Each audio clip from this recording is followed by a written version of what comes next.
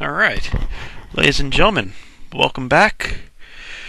Really welcome back to Horror Analysis with me, Drew. Yeah, it's been a while since I've made a video. 2 weeks. And then, well, it's April now. The last video that in order is December, early December. And it's early April now. So I've actually been doing this for about a year now. Woohoo! Happy anniversary to me. So we finished horror anthropology. I did another standalone video about fusion. That's what I did a couple of weeks ago. Last week? No, a couple of weeks ago. It was in March. And now we're on to section E. Well, my computer crashed and I lost all my old pictures, but I remember that it was section E because I've been uploading them. My computer crashed twice. I don't think this laptop's long for this world. But I'll get through this series with it anyway. Section E, non-narrative horror. Where are my notes? There they are. Okay, so non-narrative horror, which is it's really a misnomer.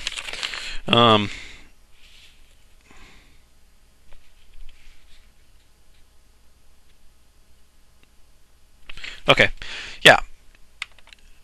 Non-narrative horror. Horror poetry, horror music, horror painting, horror sculpture, horror architecture, horror games, things that are not story, except really they are.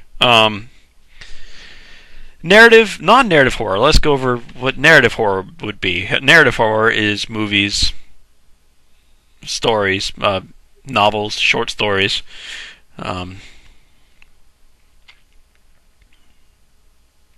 which are narratives, which are stories.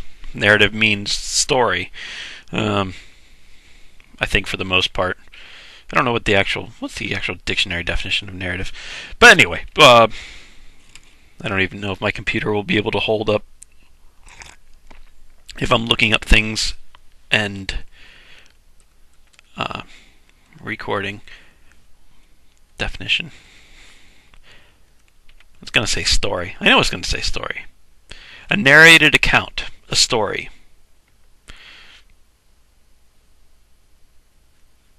Process of narrating. Consists of or characterized by the telling of a story. Okay. A narrator is someone who tells the story, right? So, a narrative is a story. We knew this. It's pretty easy. Everybody understands narrative, essentially. Problem when we get to non-narrative horror, which is, I'm putting air quotes on it because it's a fake. Like, they're part of the story. I mean, non-narrative horror might be horror cinematography, but that's part of a story. If we're talking about the filming of a movie, horror cinematography might be, not necessarily horror, but it's definitely part of a story. When I get into horror visual arts, which is this video is going to be the intro, and I'm going to go over sculpture and architecture, which are the smallest parts. Horror visual arts, most of them are, paintings. A lot of paintings are going to be, this is an illustration of a story, a scene. This is the scene of, the Bible story of blah blah blah, or the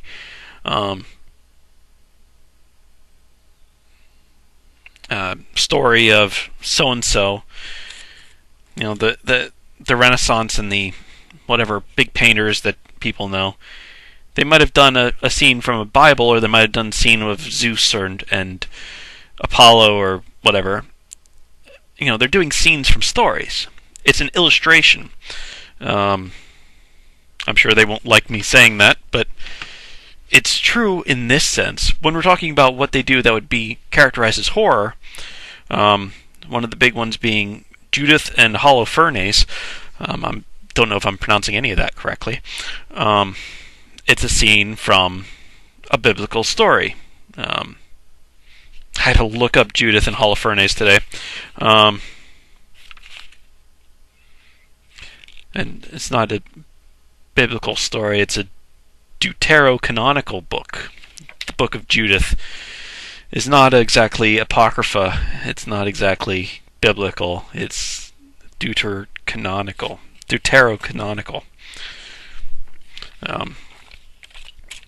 Judith's slaying of Holofernes, or Holofernes, is going to come up a lot. Pretty much every major painter has done one. Lots of sculptors have done one. I had one for Donatello earlier. But they're illustrating the scene from the Book of Judith, where she cuts off his head. Caravaggio did a very bloody one. So tomorrow, next video when I go over painting, I'll show Caravaggio's one. Crap, I wanted to go into a lot of stuff. But problem is with this non-narrative horror, they're part of a story, they're illustrations of a story. They're telling a story. Poems, and by extension lyrical music, are going to be telling a story. I think all the poems I have to go over are narrative poems. Narrative poetry is a storytelling poetry. The Erlkönig is certainly Fitzjames O'Brien's The Demon of the Gibbet tells a story. It's essentially the same story as the Erlkönig. It's just a different bad guy and a different victim.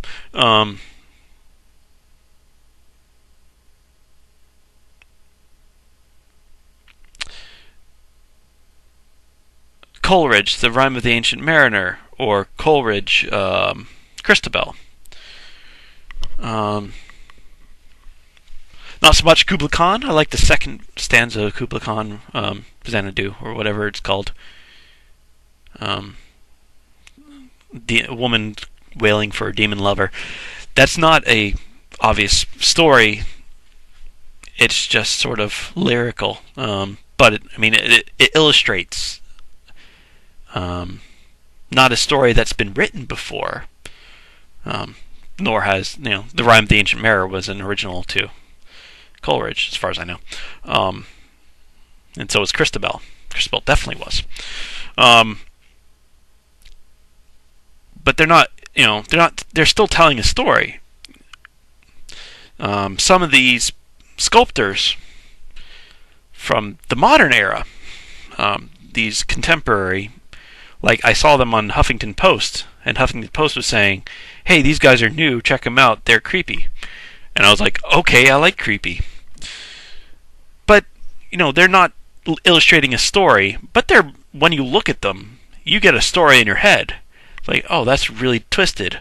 What's the story behind that? And you make one up in your head. It might not be what the artist was going for, but who cares? And this is where I was going to go into contextualism, and I don't really know how deeply I'll go into contextualism, but, when I go into one of the videos is going to be on games. Horror video games is going to be one of the videos, and horror tabletop games. Horror video games are narrative. They are storytelling. A zombie plague breaks out. You're the guy with the gun trying to shoot the zombies to survive. It's a story. You're the character in the story. We're playing the character in the story. This is Resident Evil. This is Left 4 Dead. This is many, many, many horror video games. Or demons, or Dracula, or vampires, or werewolves. Anything, any of that is going to be narrative. It's going to be telling a story, and to continue the story, you have to beat the level.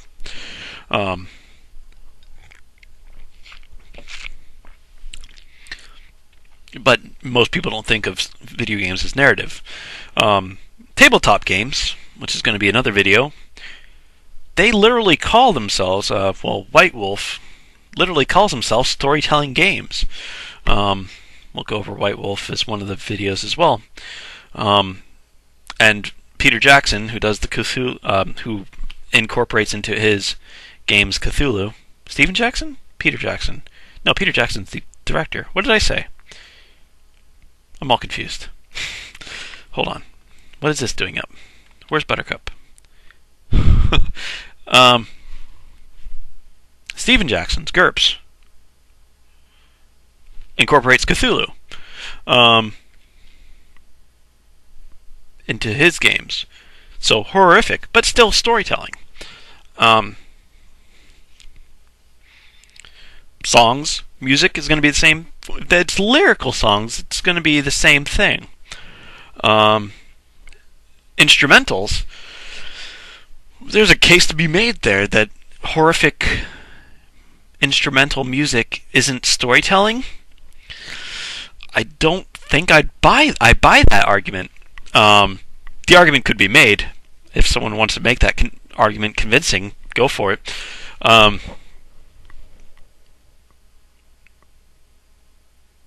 But I mean, it's one of those things like talking about is a novel horror or is it just atmospheric? Well, it depends on the novel. With music, if it's not lyrical, I don't know if it will transcend atmospheric. There's atmospheric music to horror. One of my buddies really liked horror soundtracks, and she'd play them on occasion. Exorcist, Halloween. You'd go through the horror soundtracks. They weren't scary in and of themselves. They weren't scary until you thought, okay, Michael Myers is right around the corner, or Regan's gonna twist her head around. They're atmospheric, way atmospheric. I don't think the kid is creepy. I mean, there's creepy music out there, creepy noises.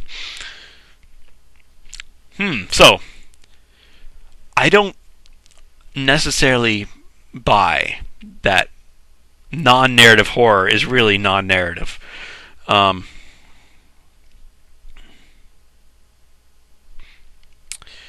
think there's a lot of context. If it's these old paintings illustrating a scene from the Bible or a scene from ancient mythology, Greek mythology, or Goya illustrating, is it here? No. Goya illustrating a scene from something historical, like a scene from the Spanish Civil War. Soldiers shooting people, and blood, darkness, and whatever. What I have was, if it's sculpture or painting, it's either an illustration of a story, biblical, fiction, or historical. You could see a book cover of. Do I have a book cover? I don't think I do. Oh yeah. Well, here's a Frankenstein book. I've shown you this one before. This painting or illustration could be considered horrific because it's of Frankenstein, of Frankenstein's monster.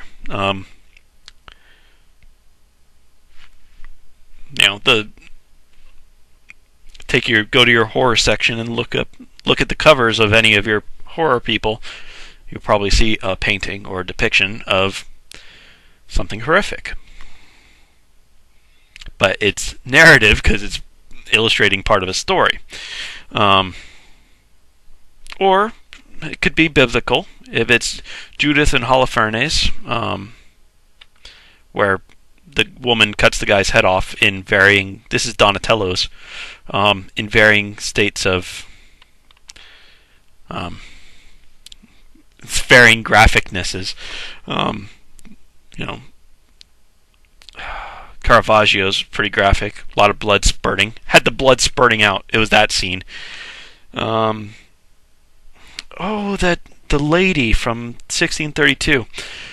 Gentilemici. I'm a 1632 fan by Eric Flint, and he introduces a female artist who was painting in the 1630s, and she did a Judith from Holofernes, and that was pretty graphic too. It's the knife's there, or there, going through the guy's neck. It's a decapitation scene. It wasn't a blood spurt like Caravaggio, it was a blood trickle down the sheets deal. Still, I don't like neck things. Neck things freak me out. Hangings, neck slitting. It's not fun. I get creeped out by that a lot. So maybe it's just more horrific for me, but I'm the one to make a video, so whatever. Okay. One that's going to be pretty much non-narrative at first would be horror architecture. And you think, horror architecture? What are you thinking about, Drew? Well, that's the first thing I'm going to go over today. I can't think of much horror architecture. Of course, haunted houses, of course. But, that's the story part. And haunted houses don't really exist. And unless you're, if you're really into stuff, you can say they do. But I've been freaked out in houses before and think, oh crap, something's after me. But it's my brain. It's my brain playing tricks. I don't really think they're haunted. I got out of the house pretty quick, but I'm a chicken. So I wanted to go over horror architecture. Now, this will bring me into contextualism, so I'll get into that. This I also saw on on Huffington Post. Huffington Post said that the Winchester Mystery House is going to have sleepovers now. I think it's San Jose. In San Jose, California, there's the Winchester Mystery House. The heiress of the Winchester Gun Company, the good old-fashioned, what the cowboys used, Winchesters, somehow got the idea into head that the ghosts of all the people that were killed by the guns were after her. So she consulted a medium or something along those lines, and the medium said, well, yeah, just build a bunch of extensions onto your house so the ghosts get lost. So she did. She built a 160-roomed house, the Winchester Mystery House. It is sprawling, as you could probably tell. Not only does it have 160 rooms to get lost in, it has doors opening up to brick walls, stairways going up to nothingness, just into the ceiling. There's a better picture. I mean, that's creepy. It's a designed, what's it called? What do I call it? Designed bad place.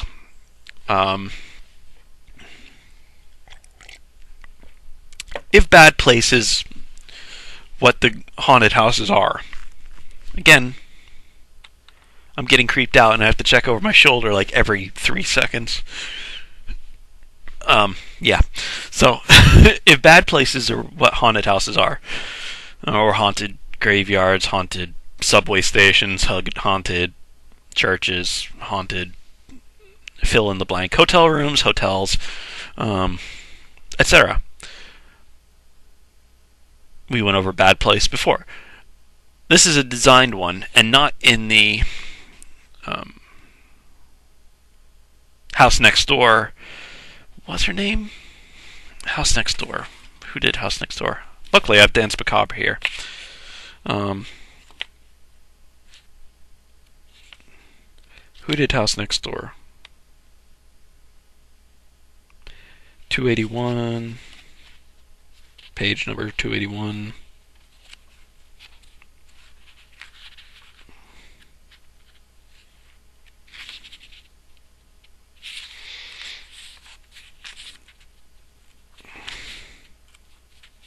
Oh, this is Chowder Society. Da-da-da-da.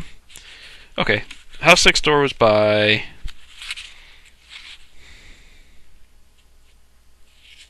No. Come on now. Oh, Anne Rivers Siddons. I knew that. Anne Rivers Siddons did The House Next Door, and it was a new house. This one is not a new house because Winchester died long time ago.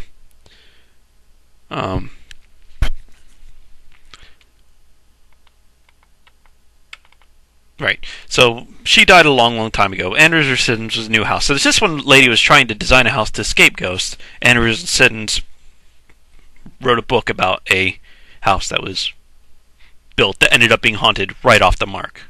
Maybe the place was the forest that it was before was haunted right off the mark. Don't know. Anyway,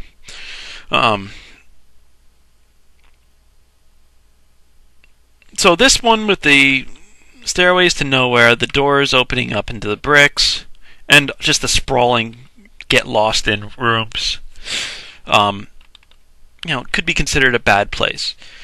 But without the story of the lady who thinks that the ghosts are after her, so she has a contractor, and since she was a Winchester heiress, or maybe the wife of, I don't remember, she could just pay a contractor to build rooms 365 days a year, or holidays or whatever, but pretty much every day. There was another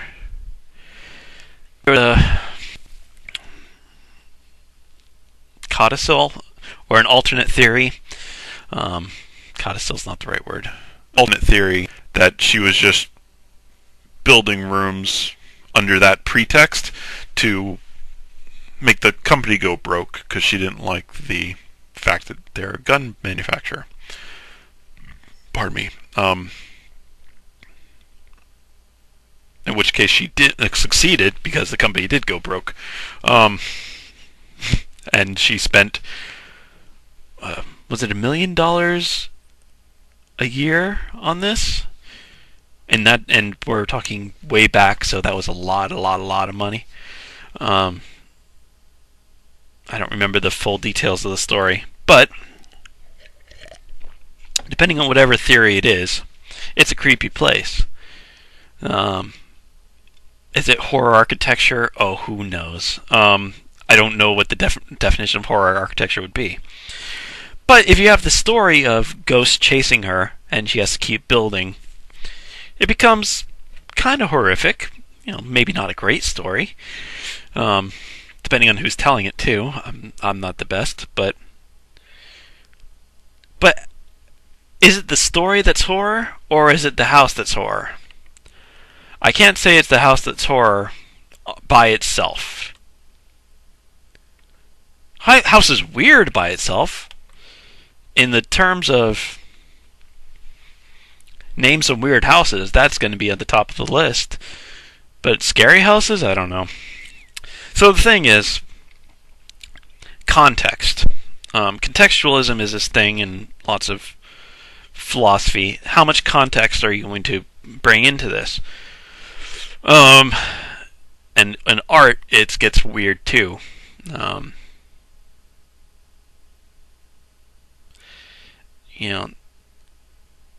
How much does the audience need to know for it to make sense to them? How much is the artist responsible for dumbing down their work for the audience to get? These are questions that come up a lot with contextualism. Assassin et pomme pipe. Does that make any sense if you don't speak French? No. But is a painting, how much context do you even put into the painting? Because even if you know what it's supposed to mean in French, you get a lot of context to get the point of the painting. You need some context to get the point of the painting. And a lot of other things like Judith and Holofernes. If you don't know that book of the Bible, and since I was a Protestant raised, we didn't know to have the book of Judith. It's a Catholic thing. So I didn't know Judith beheading Holofernes. I didn't know if it was biblical or mythological or what. And I didn't know the story at all until I looked it up tonight. I knew some of the paintings, but I didn't know the story until I decided to look it up tonight. Rodin's The Gates of Hell. Okay, if you're a non-Christian, does that make any sense? If you don't know anything about Rodin, does that point that the fact that the thinker's at the top of it make any sense? There's a lot of contextual stuff, or the burghers of whatever city. Not horror, but it's a weird story because they all have nooses around their necks, and they're walking around, sad or angry or defiant, or in whatever cases. Burghers of... I'm not going to think of it. Anyway, how much context do you put in this? I'm rambling now. How much context do you need? I don't know the answers. For the most part, I'm anti-contextual, which in some philosophies is called invariantism.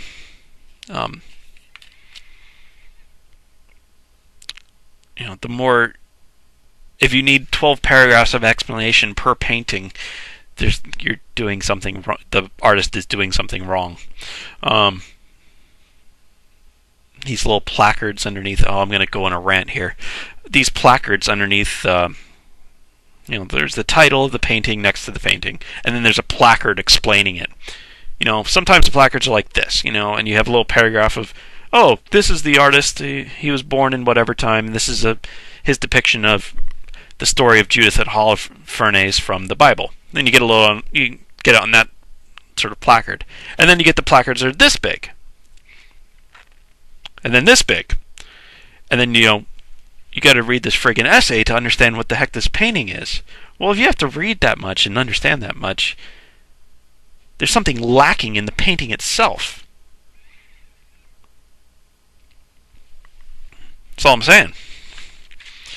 I don't think that's an unreasonable assertion. It's too contextual. I'm okay with some context. Some people might be completely anti-context, but you need some context. Okay, so does the story of, Mrs. Winchester, or Miss Winchester, whichever it is,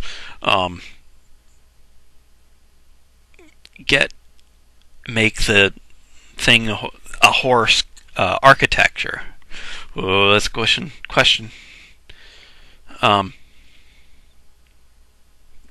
It's a story at that point. If you have the story, then the story is horror, not the house itself. So I don't know. If you get the story good enough, it's a narrative. If it's not, I don't think it comes as horror. Atmospheric, creepy, maybe.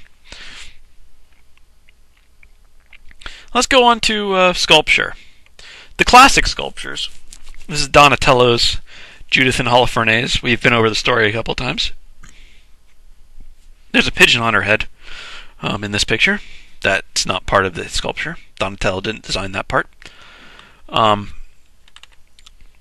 She's raising the sword to cut off the guy's head. So, pre-head cutting, I would not call it horror myself, but it's one of the few sculptural depictions. There's the before and after pictures, and sometimes there's the during pictures. There's lots of pictures of the woman holding up a head, by the hair, and there's no neck, or there's a cut neck, and there's no body, I suppose. Those are the after pictures. This is the before picture. And there's some during pictures like Caravaggio and Gentilsimi. I want to know her name. Artesmia Gentilsimi. I'm destroying that, aren't I? Artesmia. Artemisia gentileschi. I don't, and it's Judith Holofernes. Judith slaying Holofernes. Yeah, that's definitely a During picture. Ooh, I like it. I'm going to have to save this one for next video, because it's a painting. Save image.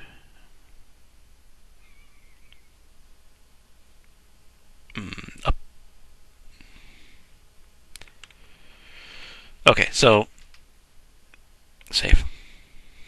Okay.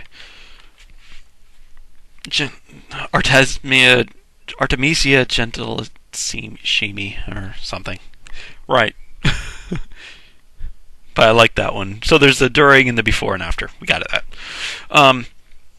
This is the oldest of the horror sculptures. Again, it's not really horror, and it's not really non-narrative. We'll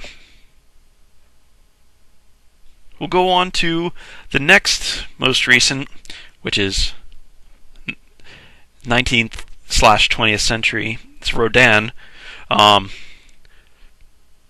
of the greatest sculptors ever. Possibly the greatest, depending on who you ask. Gates of Hell. Gates of Hell is not non-narrative either. You need to know something about hell. You have to have context in this. And it's probably, you need to know it's an illustration from Dante Alighieri. Divine Comedy, The Inferno. Couple different ones here. He worked on this for 25 years or thereabouts. Here's a good detail picture. Gates of Hell. Obviously, you need to know something about hell and having gates on hell, which is weird.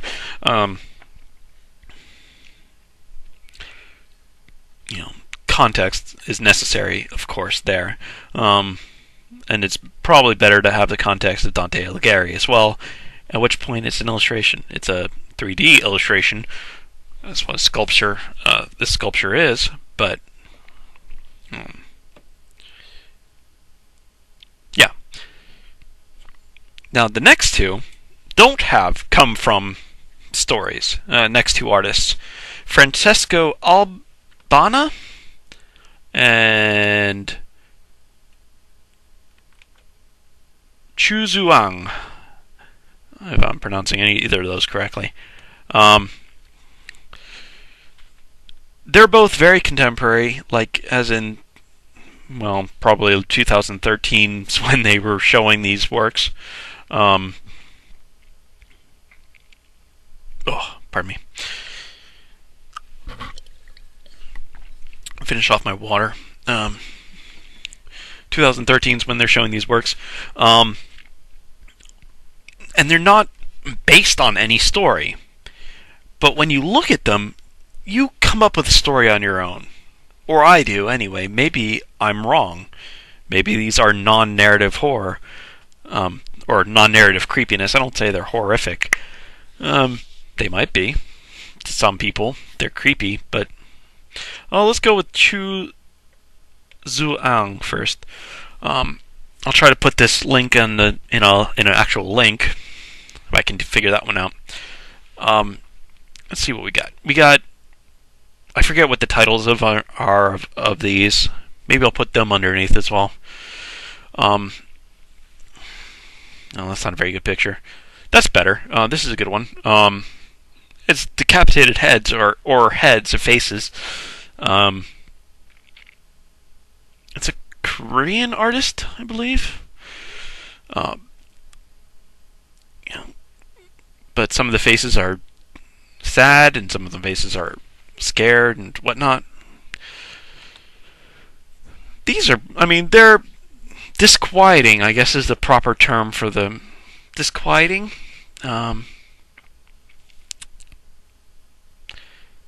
This is my favorite, though. This is like angel wings. Um,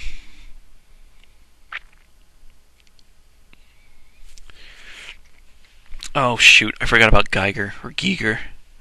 Angel wings made of hands. Here's a detailed, and that is very realistic. That's hyper realistic hands. Um, you know,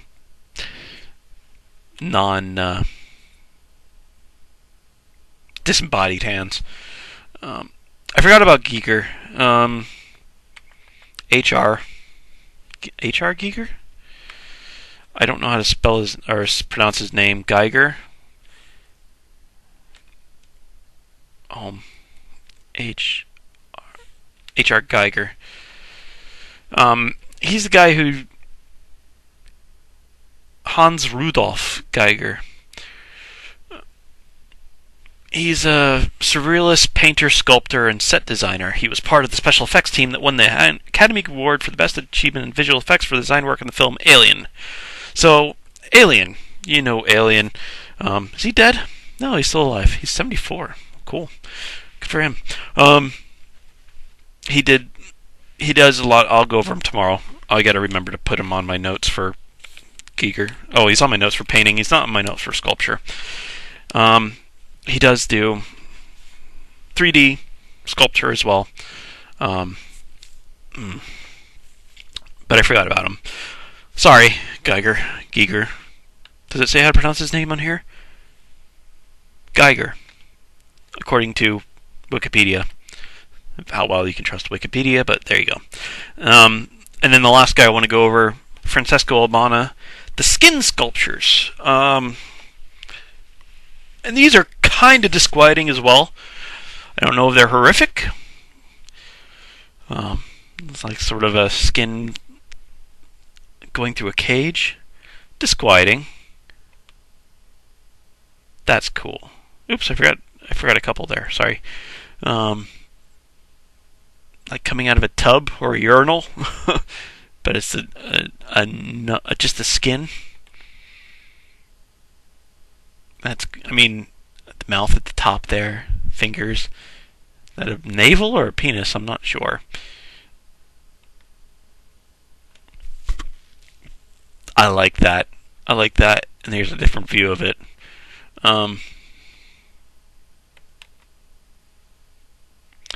So sort of skin being skin without internal stuff. But when you look at this one, there's not a. It's horrific. I think it's horrific. But I get a story out of that. I'm making a story in my head as I come along with it. As I'm going along. The angel wings. I could see this more as a prop for a movie. That would be fantastic.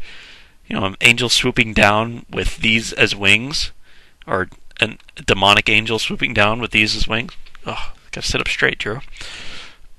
That's great. Or you see this in a movie as part of a set piece. Actually animated animatronic thing of this chewing on whatever those body parts of unhuman things. It's very elder god, eldritch, Lovecraftian feel to it, which means I'm coming up with a story, and it's a Lovecraftian story in my head. These are more of the cinema budget Constantine, I guess. This is the Constantine feel. The Keanu Reeves Constantine movie. Who was the angel in that? Whoever it was fantastic. Who was the angel in the Constantine movie?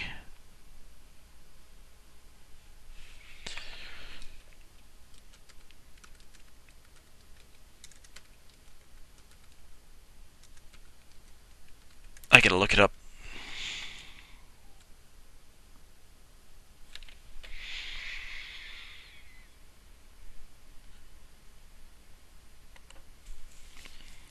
IMDb, here I come. Alright.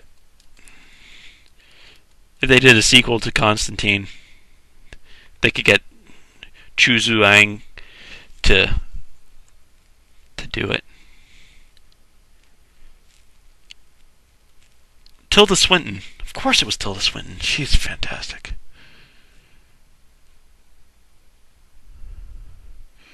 Man, alright, yeah. So Tilda Swinton, you could definitely see a demonic angel coming down with the hands. In this one, that's right out of, Pan's Labyrinth, Guillermo del Toro. This one as well. I don't know what that would come up, but I mean, this is,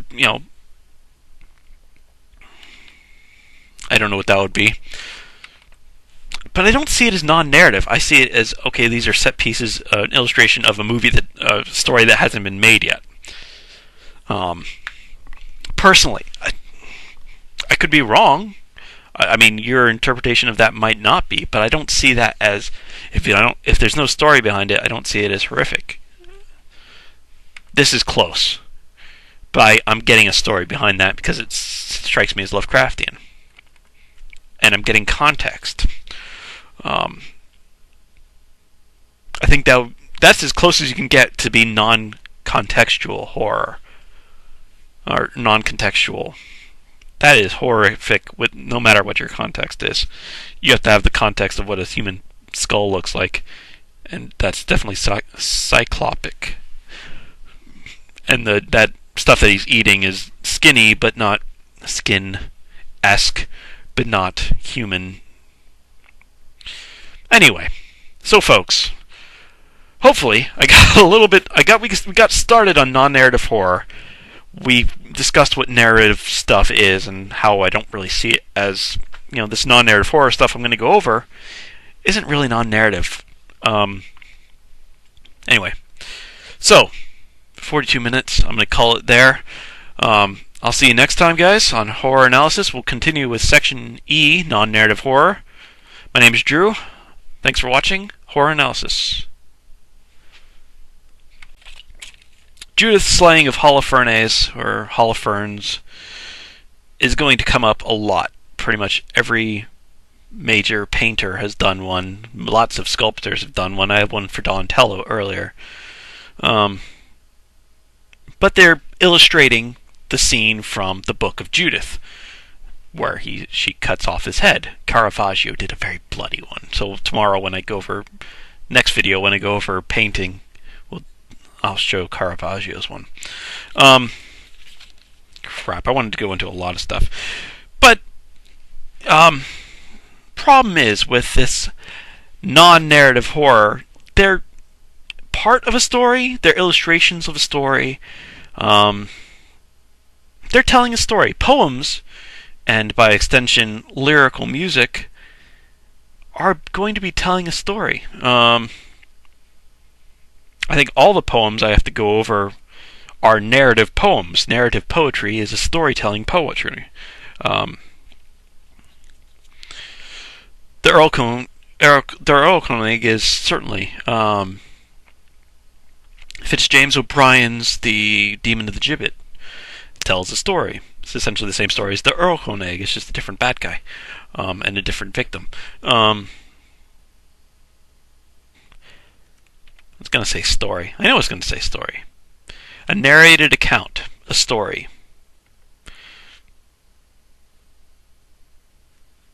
Process of narrating. Consists of or characterized by the telling of a story. Okay. A narrator is someone who tells the story, right? So, a narrative is a story. We knew this. It's pretty easy. Everybody understands narrative, essentially. Problem when we get to non-narrative horror, which is, I'm putting air quotes on it because it's a fake. Like, they're part of the story. I mean, non-narrative horror might be horror cinematography, but that's part of a story.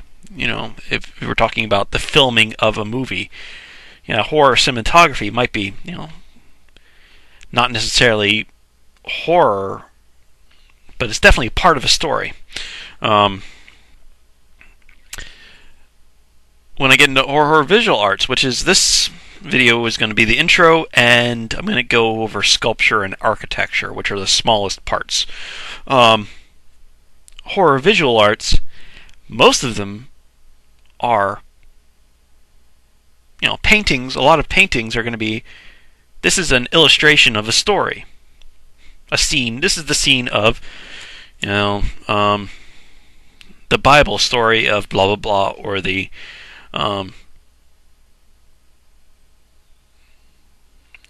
story of so and so. The Renaissance and the whatever big painters that people know. They might have done a scene from a Bible, or they might have done a scene of Zeus and Apollo or whatever. They're doing scenes from stories.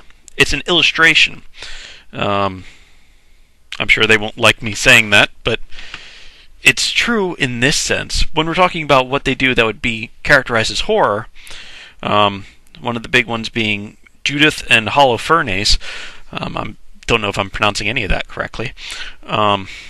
It's a scene from a biblical story. I had to look up Judith and Holofernes today. And it's not a biblical story, it's a deuterocanonical book. The book of Judith is not exactly apocrypha, it's not exactly biblical, it's deuterocanonical. Where are my notes? There they are. Okay, so non-narrative horror, which is it's really a misnomer.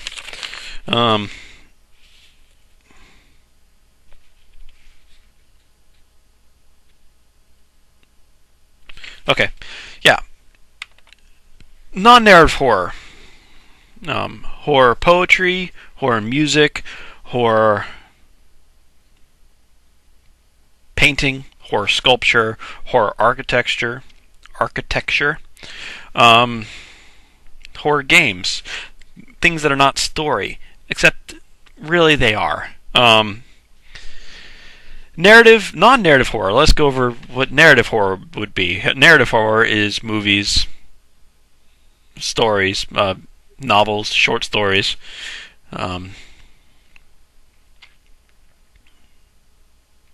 which are narratives, which are stories.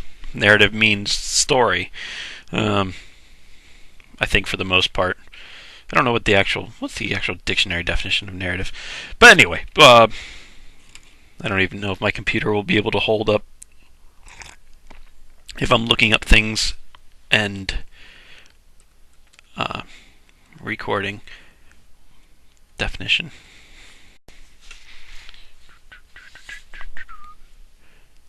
Hey, alright. Ladies and gentlemen, welcome back. Really welcome back to Horror Analysis with me, Drew. Yeah, it's been a while since I've made a video. 2 weeks. And then, well, it's April now. The last video that in order is December, early December.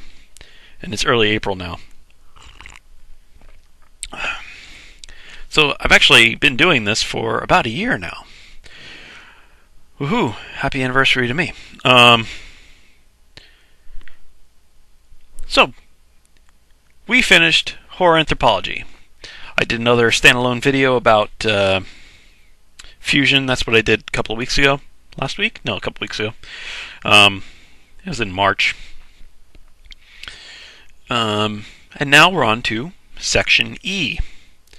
Well, my computer crashed and I lost all my old pictures, but I remember there was Section E because I've been uploading them. My computer crashed twice. I don't think this laptop's long for this world. But I'll get through this series with it anyway. Section E, non-narrative horror.